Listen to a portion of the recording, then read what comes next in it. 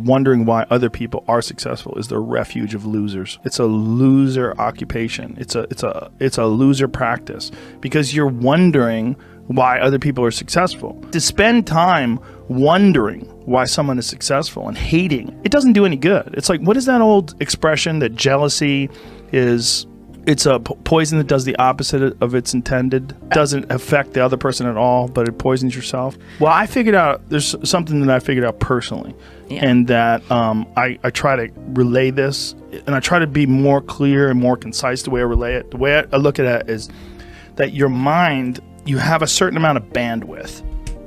This is why I don't read Instagram comments or Twitter comments or YouTube comments. Like, I don't have any time. You have bandwidth. I don't spend time wondering why I hate things or hating on someone or being jealous. You have, let's call it units. You have 100 units of bandwidth in your mind. So that means there's 100 units that you can spend on things you care about, or you could let your mind be occupied by some stupid Twitter feud that you're in with some idiot that you don't even know, and you could spend 30% of your Twitter bandwidth or your mind bandwidth on this, and then you only have 70% for the things you love.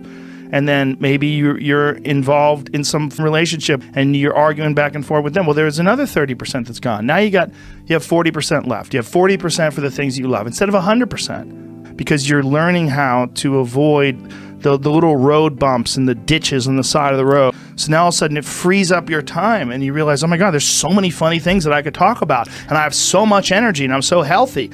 When I was like an amateur, I would see guys that were killing, and I'd be like, why is he doing good? You know, how come he got this and he got that? And then I remember thinking, like, this is a gigantic waste of time. And I got into comedy because I'm a fan of comedy. And my concentrating on people that being jealous about people that are doing well does me zero good. But instead, if someone does well, I can be inspired and I can get fired up by it. I mean, I figured this out in my early 20s.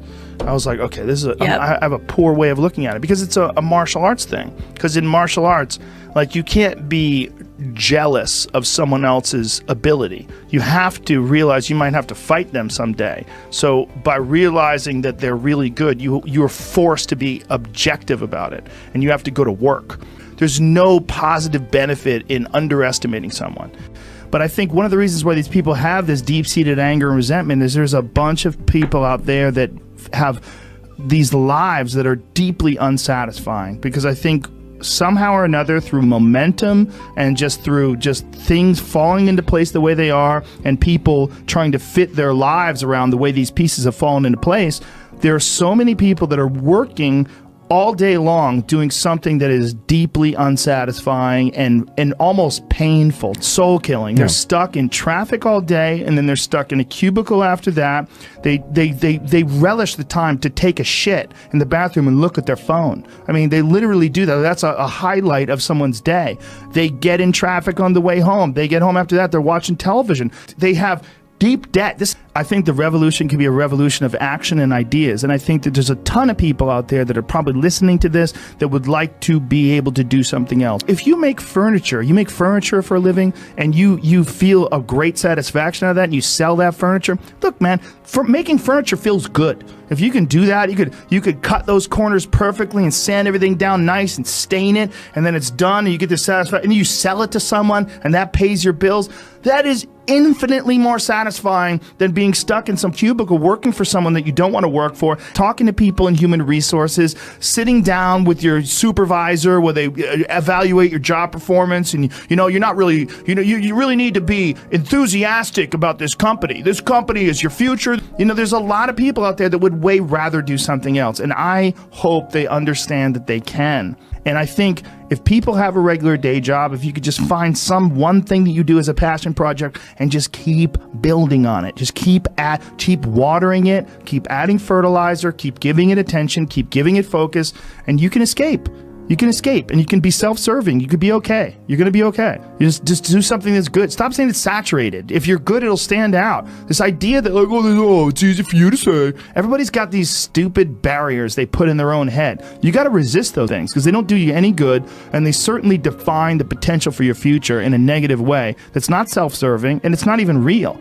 You know, you put this artificial ceiling on the potential for what you're doing. If you hit a wall, okay, that just means you need to regroup and rethink. It doesn't mean that wall's there, especially when it comes to something like social media or like a podcast, something where you're putting out a piece of art, you're putting out something that you've created. There's no wall as far as like how many people are going to enjoy it or how far it's going to go. It's just, it is what it is.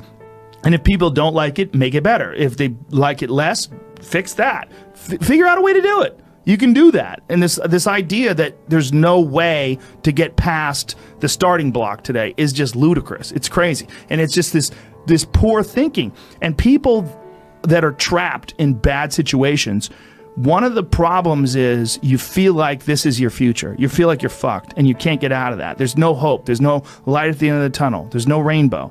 And if you feel like that, that alone can be incredibly defining and limiting. But if you look at yourself objectively and say, okay, I'm in credit card debt. I don't like what I'm doing, but I have some ideas. I need to feed them and water them, and I need to set aside a certain amount of time every day to just try to make those things happen. You can do that. I think failure teaches you things that you don't learn from success. I think failure gives you an opportunity for self-examination and also gives you a feeling that is very uncomfortable. And that very uncomfortable feeling helps you grow. When I've had bad podcasts, my podcast has always gotten better afterwards. When I've had bad stand-up sets, I've always gotten better after that because those bad sets motivate you. They give you a perspective. And don't look at these failures as look at them as opportunities for growth. Look at them as opportunities to be motivated to do better. Well, if you look at someone who's doing really well, like say if you focus on like Kevin Hart or someone like that, some very famous and successful comedian, all you see is him now flying around private jets, wearing a new pair of sneakers every day, driving around in Bentleys. You just see that. You don't see him being a young kid in Philadelphia, going to open mic nights. Yeah. All that stuff, man, there's a path. And we think of people like, you see an old person walking down the street, you go, oh, that person's always been an old person. No, that was a baby.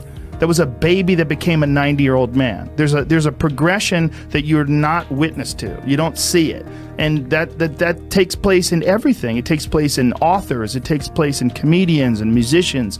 There is a starting point, and then with time and focus, and as long as you reevaluate and reassess and constantly objectively look at what you're doing and then pursue it with passion and focus, you get better at things. But I've found that things that are completely unrelated to my career that are difficult enhance what I do.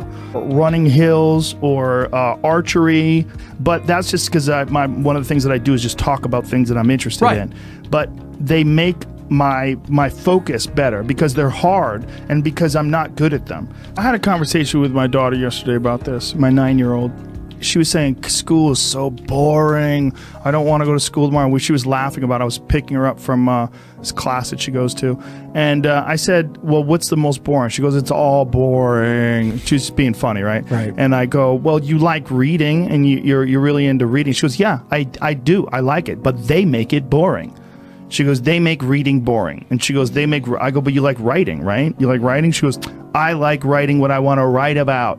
But the wisdom from a 9-year-old, we were just laughing and having fun talking about it, but the wisdom from a 9-year-old expressing how they make things that she likes boring. It's like, I think there's a certain amount that you have to do that's boring, right? There's a certain amount of the hard work. Learning grammar, learning language, a certain amount of that stuff is boring. Once you get past that and you have a base understanding of how to communicate, how to add, how to count, how to multiply, how government works, all these different things that you should have sort of a base understanding of, then it's like everyone has a different personality. They have different interests, different things that they would be really satisfied pursuing.